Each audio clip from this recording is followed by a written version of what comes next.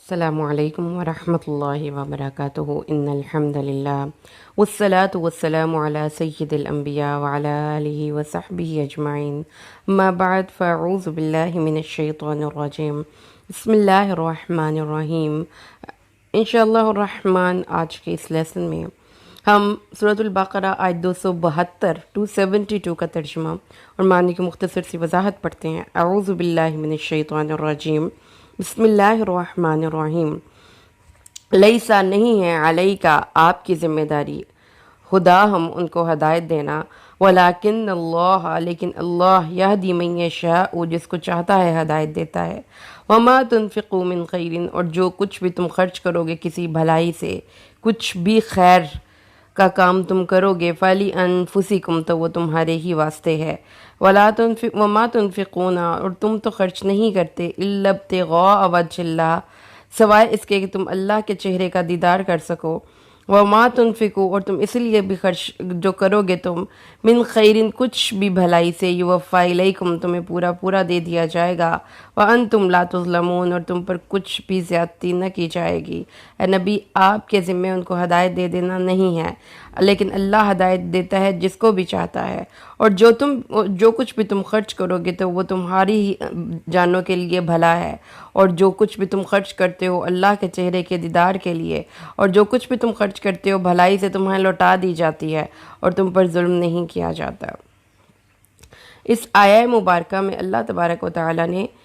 دو مضمونوں کو آپس میں کنیکٹ کیا ہے۔ پہلا مضمون نبی پاک صلی اللہ علیہ وسلم کی طرف ریفر کیا جا رہا ہے، آپ کو مخاطب کر کے اللہ تعالیٰ نے فرمایا ہے اے نبی تم ان کو ہدایت نہیں دے سکتے،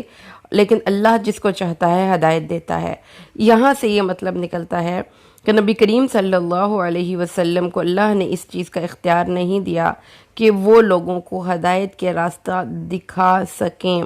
نبی پاک صلی اللہ علیہ وسلم کا کام صرف اور صرف اللہ کا پیغام لوگوں تک پہنچا دینا ہے،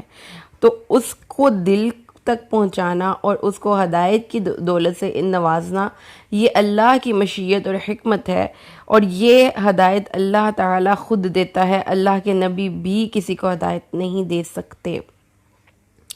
اب یہاں پر جملہ معترضہ کے طور پر آپ سے کچھ باتیں میں نے شیئر کرنی ہیں، تو یہاں پر ایک منٹ کے لیے رک جائیے۔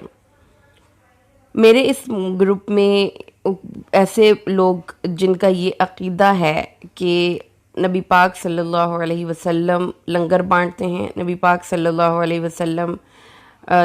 نیاز دیتے ہیں، آپ کی نظر رحمت ہوتی ہے، آپ کا دامن جو تھام لے وہ ضرور ہی جنت میں جائے گا، خواہ وہ جیسے مرضی کام کرے،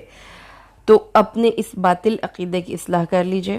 یہاں پر اللہ نے اپنے نبی کو فرمایا ہے اے نبی آپ ہدایت نہیں دے سکتے، تو جب نبی پاک صلی اللہ علیہ وسلم ہدایت نہیں دے سکتے اور ہدایت اللہ کے ہاتھ میں ہے تو اپنے عقیدے کی اصلاح فرمائیے۔ جتنے بھی میرے معزز لسنرز ہیں یہاں پر، کوئی بھی انسان، کوئی بھی مرشد، پیر، ولی اللہ کسی بھی چینل پر، کسی بھی جگہ پر آپ کو اس قسم کے عقیدے کا پرچار کرتا ہوا نظر آئے تو اس کی ظاہری حالت سے متاثر ہو کر دھوکہ نہ کھا جائیے۔ عقیدے کی بنیاد پر فیصلے ہوں گے معزز لسنرز، تو جو بھی بندہ اللہ کی سچی بات بتاتا ہے، خواہ وہ ایک دیکھنے میں بڑا ماڈرن بندہ لگ رہا ہے، لیکن اگر اس کے عقائد درست ہیں تو وہ اس سے اللہ کی نظر میں اس شخص سے بہت بہتر ہے جس نے اپنے اوپر اسلام کا لبادہ اوڑھ رکھا ہے لیکن دل کی حالت سے وہ مسلم نہیں، کیونکہ اسلام ایک سب سے پہلے تو توحید ہے، خالص توحید ہے۔ تو یہاں پر اللہ نے اپنے نبی کو ایک بات پھر سے واضح کر دی، یہ مضمون ہے جس کو کہ اللہ تعالیٰ بار بار قرآن پاک میں ریفر کرتے ہیں اپنے نبی کے ریفرنس میں، اے نبی کہہ دیجئے لا املک لنفسی نفعا ولا ضر الا ما شاء اللہ، میں اپنے نفس کے لیے نفع اور ضرر کا اختیار نہیں رکھتا سوائے جو اللہ چاہے۔ اور اللہ تعالیٰ نے اپنے نبی کی زبان سے یہ اس لیے کہلوایا کہ سب لوگوں کو یہ پتہ چل جائے کہ نبی پاک صلی اللہ علیہ وسلم کسی کے نفع اور نقصان کے مالک نہیں ہیں، ان کا دامن رحمت جو تھامے گا وہ ان جیسے عمل کرے گا تو جنت میں جائے گا۔ نبی پاک نے اپنی بیٹی حضرت فاطمہ رضی اللہ تعالیٰ عنہ کو واضح طور پر فرمایا اے فاطمہ اعملی، عمل کر، دنیا میں تجھے کچھ بھی دے سکتا ہوں لیکن میں روز محشر اللہ کے پاس تجھے نہیں چھڑا سکتا تا وقت کہ تمہارے اپنے عمل ہو۔ تو یہاں پر اللہ کے نبی کو بھی اللہ تعالیٰ نے اس چیز سے نفی کر دی، لیسا نہیں ہے آپ کے ذمہ کسی کو ہدایت دینا۔ تو ہدایت دراصل ایک اللہ کی عطا ہے اور اللہ تعالیٰ کا ایک بہت بڑا فضل ہے، اور اللہ تعالیٰ ہدایت دیتا ہے دل کی حالت کو دیکھ کر۔ جتنا آپ کا دل خالص ہوگا، جتنے آپ کے دل میں اس ہدایت کی طلب ہوگی، اتنی ہدایت اللہ تعالیٰ آپ کو نصیب کر دے گا، کیونکہ اللہ تعالیٰ قرآن پاک میں اس بابت ارشاد فرماتے ہیں وَيَهْدِي إِلَيْهِ مَن يُنِيبُ، جو اللہ کی طرف رجوع کرتا ہے ہدایت اس کو ملتی ہے۔ تو یہ ججمنٹ کوئی انسان تو نہیں کر سکتا کہ کس کے دل میں ہدایت کی کتنی طلب ہے اور اس کو کتنی حکمت دی جا سکتی ہے۔ تو جتنا جس کا مقام، جتنا جس کے اندر ہدایت کی طلب، جتنا جس کے دل میں ہدایت کے لیے تڑپ ہوتی ہے، اللہ تعالیٰ اس کو اتنی ہی ہدایت دیتا ہے۔ تو یہاں پہ ایک بات سمجھ لینے کی بات ہے، وہ یہ ہے کہ ہدایت اللہ سے مانگنی چاہیے، کیونکہ ہم اللہ سے ہی مانگتے ہیں اہدنا الصراط المستقیم۔ تو کوئی بھی کسی کے بھی دامن، کوئی بھی، نبی پاک صلی اللہ علیہ وسلم بطریق اولا تمام انسانوں میں سب سے افضل ہیں، تمام مرشدوں میں، تمام پیروں میں، تمام ان لوگوں میں جن کے ہاتھوں پہ کوئی لوگ بیعت کرتے ہیں،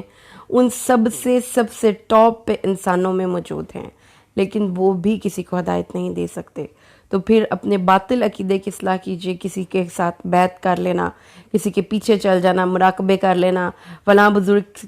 سے کی نظر رحمت ہو جاتی ہے، ایسا کچھ بھی نہیں ہوتا۔ آپ کو اپنے آپ کو بدلنے کے لیے خود سے خود کوشش کرنی پڑتی ہے۔ اس کو اب اس کے کانٹیکسٹ میں سمجھ لیجئے، اس آیت مبارکہ کے اس پوائنٹ کو۔ تو اس کا کانٹیکسٹ یہ ہے کہ یہاں پہ بات چل رہی ہے صدقہ خیرات کی، تو اللہ تعالیٰ نے فرمایا کہ کچھ اب ایسے کیسز بھی ہمارے معاشرے میں آئیں گے جو مسلم نہیں ہوں گے، لیکن وہ ضرورت مند ہوں گے، غریب ہوں گے، فقراء ہوں گے، لیکن وہ اسلام کے دائرے میں شامل نہیں۔ تو اللہ تعالیٰ نے تو واضح لفظوں میں فرما دیا کہ دین میں تو کسی قسم کا کوئی جبر و زیادتی نہیں۔ تو اگر کسی کو ضرورت ہے اور آپ کے پاس پیسہ ہے اور آپ سپینڈ کرنا چاہتے ہیں، تو اگر یہ بھی ایک طرح سے اکراہ یا جبر کی کیفیت ہو سکتی ہے کہ آپ ان کو ان کی ضرورت پوری نہ کریں، ان کو کسی چیریٹی میں کوئی حصہ نہ دیں کیونکہ وہ مسلم نہیں ہیں، تو اللہ تعالیٰ نے اپنا وسیع دامن رحمت، اسلام کی دامن رحمت کی وسعت کا آپ اندازہ لگائیے، اور پھر اس چیز سے بھی اس چیز کو ان لوگوں کے باطل عقائد کی اصلاح کرنے کی کوشش اور دعا کیجیے جو نفرت کرتے ہیں اہل کتاب سے اور غیر مسلموں سے، اور ان کو عجیب و غریب نام دیتے ہیں۔ ایسا کچھ نہیں کرنا چاہیے۔ اللہ تعالیٰ نے فرمایا ہے کہ ایسا نہیں ہوگا کہ اب سب لوگ مسلمان ہو جائیں، لیکن ایسا بھی ہوگا کہ کچھ لوگ جو مسلمان ہیں وہ صاحب ثروت ہیں، اور کچھ لوگ جو ان کے ارد گرد رہنے والے ہیں وہ مسلمان نہیں لیکن ان کو ضرورت ہے۔ اس صورت میں کیا بیان ہے؟ صدقات کے بیان میں یہ بات ہمیں سمجھا دی گئی کہ ابتدائی دور میں بے شمار ایسے صحابہ کرام تھے جو صاحب ثروت تھے، لیکن ان کے مشرک اور کافر دوست یا رشتہ دار ایسے تھے جن کے پاس پیسہ نہیں تھا۔ مالدار صحابہ نے ایمان لانے کے بعد کفار کا یہ مالی معاونت بند کر دی، کیونکہ ان کا یہ خیال تھا کہ اب یہ مومن نہیں تو ان پر خرچ کر کے شاید ہمیں ثواب نہ ملے، تو وہ تو ثواب کی نیت سے خرچ کرتے تھے۔ جس پر یہ فرمان الہی نازل ہوا، جس میں یہ وضاحت فرما دی گئی کہ جو کچھ بھی تم اللہ کی رضا کے لیے خرچ کرو، غریبوں اور مسکینوں پر، ایون کے جانوروں پر، تمہیں اس کا اجر دیا جائے گا۔ کیوں؟ اللہ تعالیٰ نے ہمیں بڑی پیاری آگے سے بات فرمائی ہے کہ تم ان کو تھوڑی نہ دے رہے ہو، تم تو اللہ کو دے رہے ہو۔ وَمَا تُنْفِقُوا إِلَّا ابْتِغَاءَ وَجْهِ اللَّهِ، تم انسانوں کو ان پہ صرف نہیں کر رہے، تم اللہ کے لیے صرف کر رہے ہو۔ تو جب تمہاری نیت خالص اللہ کے لیے ہے تو پھر تمہیں اللہ ہی اجر دے گا، اور تم خیر کی کوئی بھی چیز خرچ کرو گے وہ تمہارے لیے ہے اور تمہیں دید واپس لوٹ کر آئے گی۔ ٹھیک ہے؟ تو یہ کانسیپٹ بہت زبردست ہے یہاں پر کہ آپ کوئی بھی چیز کسی کو دیں گے، وہ کچھ بھی ہے، آپ کی اچھی نصیحت ہے، آپ کے کنسرنز ہیں،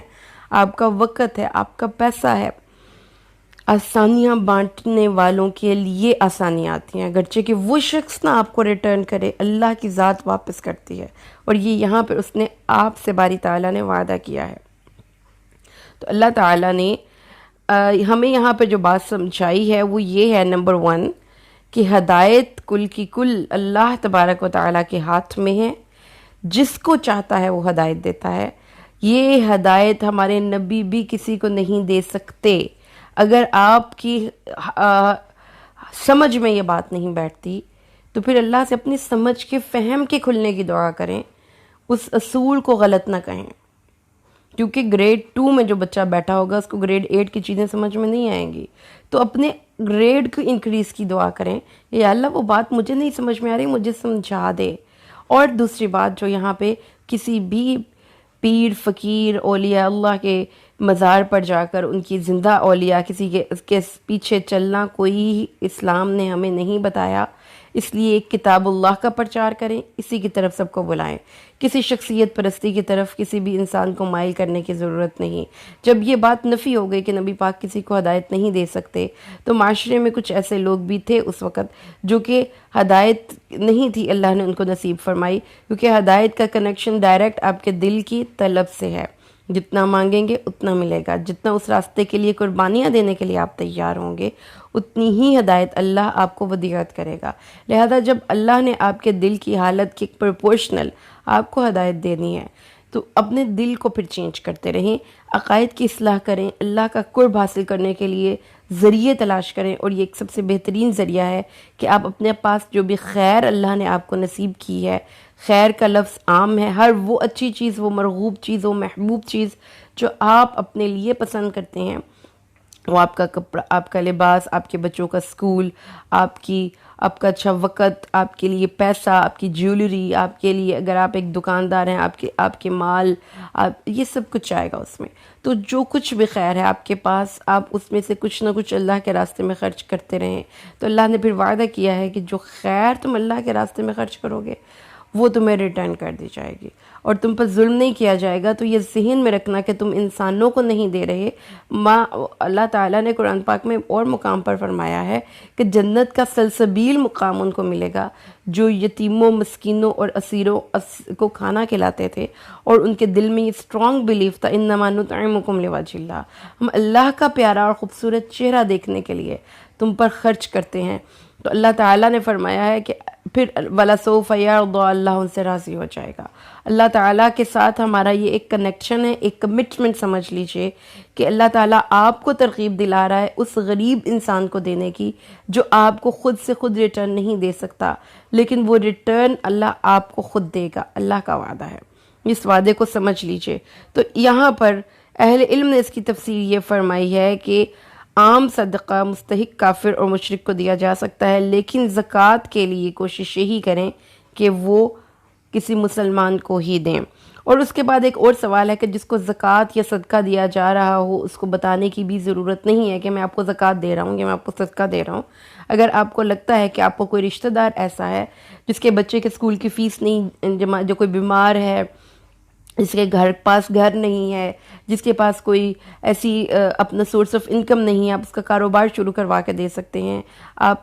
اگر آپ کو کوئی ایسا رشتہ دار ہے جو بہت بیمار ہے، آپ اس کے لیے کوئی علاج معالجے کی سہولتیں پیدا کر سکتے ہیں۔ اگر آپ خود سے خود نہیں کر سکتے تو آپ کوشش کر کے کافی لوگوں سے ہیلپ کر کے اس کو لے کر دے سکتے ہیں۔ اگر آپ خود نہیں کر سکتے تو آپ اس کو تھوڑا سا ہیلپ آؤٹ کر دیں، مثلا کہ کوئی بچے نے اسکول، کالج میں، یونیورسٹی میں ایڈمیشن لینا ہے، آپ کو کوئی واقف ہے، آپ اس کا کام کروا دیں، یا ہر خیر جائے گی۔ مطلب آپ کا وجود بینیفیشل ہونا چاہیے۔ اگر آپ ایک اسٹوڈنٹ ہیں، آپ کے پاس کچھ بھی نہیں کہ آپ اللہ کے راستے میں صدقہ کریں، آپ کسی ایسے اسٹوڈنٹ کو اپنے جیسے کو پڑھا دیں جو کہ اکیڈمی افورڈ نہیں کر سکتا لیکن آپ کو وہ کانسیپٹس کلیئر ہیں، آپ اپنے کوئی نوٹس کسی کے ساتھ شیئر کر لیں، آپ کی جو بکس پہلے سے موجود تھیں جو کہ پچھلی کلاسز کی تھیں اور آپ کو لگتا ہے کہ اب تو وہ یوز نہیں ہو سکتی، آپ وہ کسی کو دے دیں۔ آپ ایسا بھی کر سکتے ہیں کہ 5-6 فرینڈز مل کر ایک بک بینک بنا لیں جس میں کہ جو بکس جس کی پرانی ہیں وہ آپ کو جمع کروا دیں اور جس اسٹوڈنٹ کو چاہیے آپ اس کو دے دیں۔ یہ ٹیچرز بھی یہ کام کر سکتے ہیں کہ بک بینک بنا دیں اپنے کالج میں، اپنے اسکولز میں۔ اس کے علاوہ کچھ جو دکاندار ہیں وہ ایک منی باکس کی چیریٹی باکس بنا سکتے ہیں جس میں کہ وہ کسی ایسے غریب انسان کو زیادہ سرمایہ دے سکتے ہیں، 50-60 ہزار روپیہ، کہ آپ اپنی دکان کو گرو کرنے کے لیے ہماری طرف سے یہ سرمایہ لے لیں۔ تو آپ کے پاس آئیڈیاز بھی ہوتے ہیں، 1-2 روپے بھی کوئی جمع کرے گا تو بہت کچھ ہو سکتا ہے۔ تو ان گراؤنڈز کو سوچنے کی ضرورت ہے، اور اس میں برکت بہت ہوتی ہے، کیونکہ اللہ تعالیٰ نے یہاں پہ فرما دیا ہے کہ at the very first place کسی دوسرے کو فائدہ نہیں ہو رہا، فائدہ ہمیں خود کو ہی ہوگا۔ اور کچھ احادیث اس سے ریلیٹڈ ہیں، وہ آپ ذرا سن لیجئے، تاکہ ہمیں کبھی اللہ کے راستے میں خرچ کرتے وقت شیطان ورغلائے اور کنجوسی کی طرف آمادہ کرے، تو یہ سارے یہ ایک چارٹ پیپر پہ کہیں پہ لکھ کے لگا لیں، کسی ایسی جگہ پہ، کسی اپنی ڈائری پہ جس کو آپ اکثر یوز کرتے ہیں،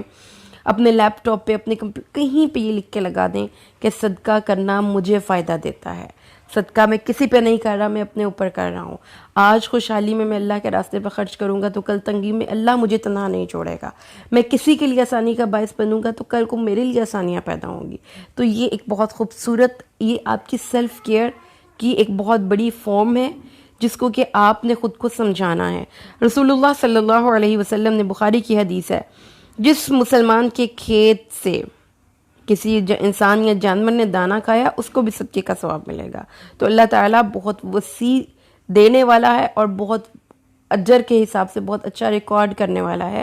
آپ نے ایک ذرے کے برابر بھی نیکی کی ہے تو وہ ریکارڈ ہوگی، وہ بے شک کہ انسان اس کو بالکل بھی اکنالج نہ کریں۔ آپ ایون کہ اپنا قربانی کا جو گوشت بانٹتے ہیں، اس میں بھی مسلمان اور کافر کی تخصیص نہ کیا کریں، جو مستحق ہے اس کو دیا کریں، کوئی حرج نہیں ہے اس میں۔ ایک اور حدیث میں آتا ہے، روزانہ ہر جوڑ پر صدقہ ہے۔ سن لیجئے، ہمارا جسم کی جو 360 جوڑ ہیں، اس کا ہر روز ہمیں صدقہ دینا چاہیے۔ کسی آدمی کو سواری کے لیے سواری دے دینا، یا کسی کے سامان کو سواری پر رکھ لینا صدقہ ہے۔ اچھی بات کہنا صدقہ ہے، اچھی بات کہنا صدقہ ہے۔ تو اس سے بڑھ کر ہمارے لیے اور کیا وسعت ہو سکتی ہے کہ ہم کچھ بھی نہیں کر سکتے۔ جو پاور، سپیکنگ پاور ہے، ہم کسی کے لیے اچھے الفاظ کا استعمال کر لیں، کسی کو معاف کر دیں، کسی کو اچھا مشورہ دے دیں۔ نماز کے لیے جاتے ہوئے ہر قدم کا بدلہ صدقہ ہے، کسی بھٹکے ہوئے کو راستہ بتا دینا صدقہ ہے۔ بخاری کی حدیث ہے، رسول اللہ حضرت ابو ہریرہ سے روایت، نبی پاک صلی اللہ علیہ وسلم نے فرمایا کہ ایک دفعہ ایک کتا کنویں کے گرد چکر لگا رہا تھا، قریب تھا کہ وہ پیاس سے مر جائے۔ اچانک بنی اسرائیل کی ایک بدکار عورت نے اسے دیکھ کر اسے اپنے موزے کے ذریعے پانی پلایا، اس کی وجہ سے اللہ نے اس کو بخش دیا۔ تو اس سے ہمیں یہ پتہ چلتا ہے کہ صدقہ و خیرات ایک بڑی وسیع ٹرمینالوجی ہے۔